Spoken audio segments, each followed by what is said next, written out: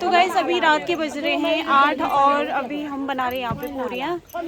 दिन में हल्दी हो चुकी थी, अभी मेहंदी वाला फंक्शन होने वाला है तो अभी पूरी बन रही है, भात वात बन चुका है, सब्जी वब्जी बन चुकी है। आधी औरतें पूरी बेल रही है और जो जेंट्स है वो तल रहे हैं। अभी दिखा दूँ मैं आपको। और डीजे बंद हो रखा है, अभी थोड़ी देर पहले गाने चल रहे थे तो दिखाते हैं क्या चल रहा है। तो गाइस एक ही गांव में शादी है तो लोग बढ़ चुके हैं, आधे इधर आधे उधर, तो अभी लोग कम ही दिखेंगे मेहंदी में। कल शादी में दिखाएंगे हम आपको सारे लोगों को। तो फिलहाल काम करते हैं, अभी रोटी बनाते हैं, फिर मिलते हैं उसके बाद। तो गाइस सामने देख सकते हो अभी खाने की तैयारी हो चुकी है, सारे लोग आ चुके हैं खाने के लिए। और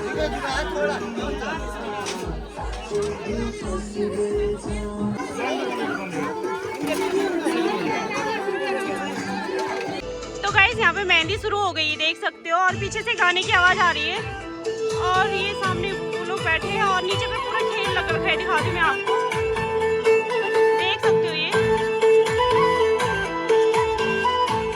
अभी रात को पूरा खेल लग रखा है।